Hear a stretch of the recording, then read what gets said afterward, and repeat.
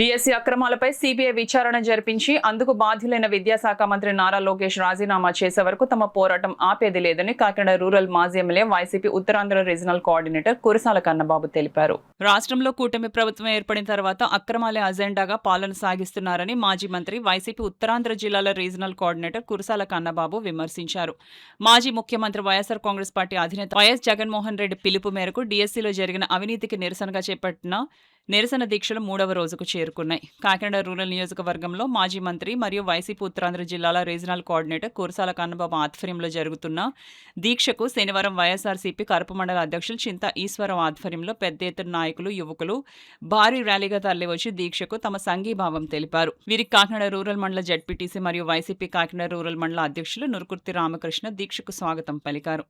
ఈ సందర్భంగా మాజీ మంత్రి కురసాల కన్నబాబు మీడియాతో మాట్లాడుతూ రాష్ట్రంలో కూటమి ప్రభుత్వం ఏర్పడిన తర్వాత అక్రమాలే అజెండాగా పాలన సాగిస్తున్నారని అన్నారు. డిఎస్సి ఎంపికలో పూర్తిగా విఫలమైన రాష్ట్ర విద్యాశాఖ మంత్రి నారా లోకేష్ తక్షణమే తన పదవికి రాజీనామా చేయాలని డిమాండ్ చేశారు.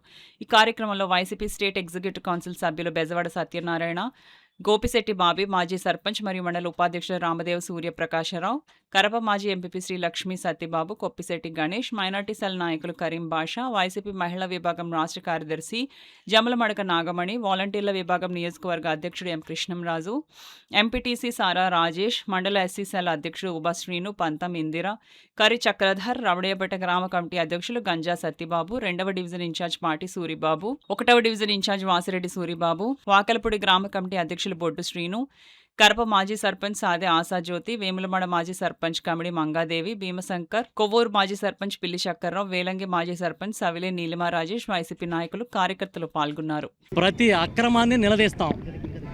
జగన్మోహన్ రెడ్డి గారి సైన్యంగా ప్రతి వాడకి వీధికి చేరతాం. ఎందుకంటే మీరు అడిగేవాడు లేడని చెలరేగిపోతున్నారు. ఇవాళ డిఎస్సిలో అక్రమాలు జరిగాయి, స్పోర్ట్స్ కోటాలో అక్రమాలు జరిగినాయి, పేపర్ లీక్ అయింది, మెరిట్ లిస్టులో మార్పులు జరిగినాయి. అదేవిధంగా మీకు కావాల్సిన వాళ్ళకి ఉద్యోగాలు ఇచ్చుకోవడానికి జీవోల్ని ఉపసంహరించారు. ఇదంతా కరెక్ట్ కాదు. దీని మీద సిబిఐ విచారణ చేయాలని చెప్పి మేము డిమాండ్ చేస్తూ ఉంటే ఎందుకు మీరు భయపడి పారిపోతున్నారు చంద్రబాబు, మీ కుమారుడు లోకేష్ అని అడుగుతున్నాం. ఆయన విద్యాశాఖ మంత్రి, మీరేమో ముఖ్యమంత్రి. విద్యాశాఖతో పాటు సకల శాఖలో చూస్తాడు ఆయన. మరి ఎందుకు మీరు తప్పు చేయలేదంటే సిబిఐ విచారణకి ఇవ్వట్లేదు అని మేము అడుగుతున్నాం. మీరు సమాధానం చెప్పండి. చెప్పరు.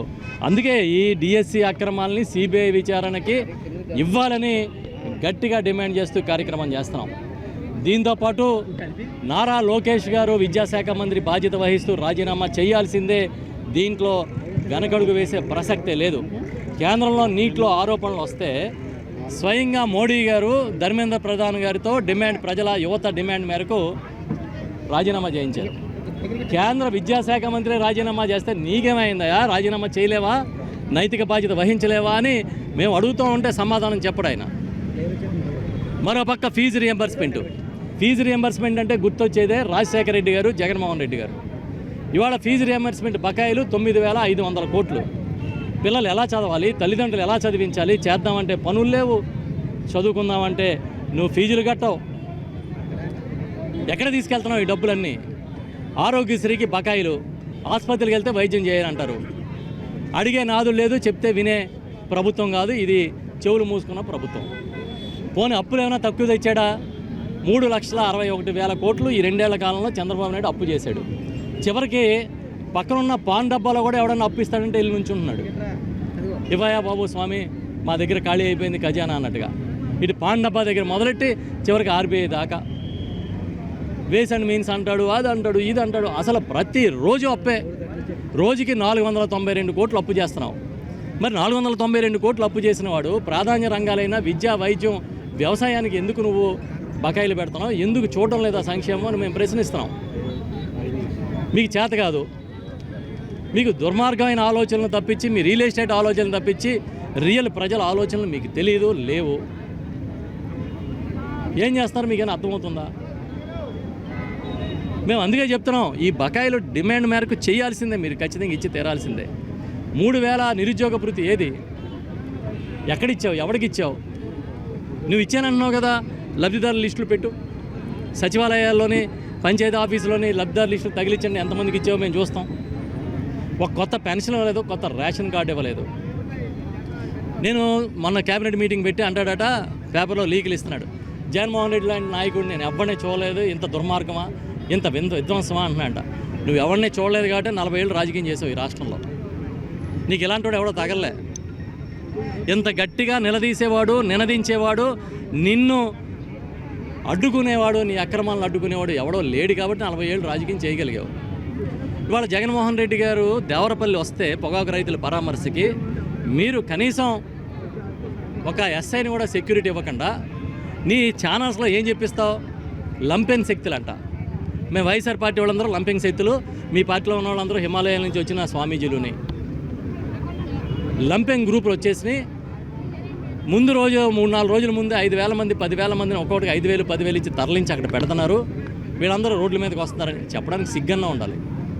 మీరు చేసే ప్రచారానికి సిగ్గన్నా ఉండాలి. పైగా మమ్మల్ని క్రిమినల్స్ పార్టీ అంటావు. ఎందుకంటే ప్రతి ఒక్కరి మీద ఏదో తప్పుడు కేసు పెట్టి లోపలేయడం, క్రిమినల్గా ముద్ర వేయాలని ట్రై చేస్తున్నావు.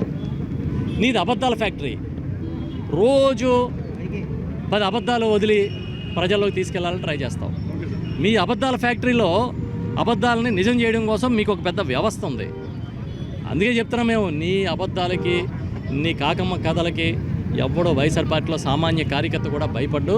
మీరు ప్రజలకు ఇచ్చిన మాట నిలబెట్టండి, హామీలు నెరవేర్చండి, డిఎస్సి అక్రమాల మీద విచారణ చేసి తీరండి అని చెప్తున్నాం.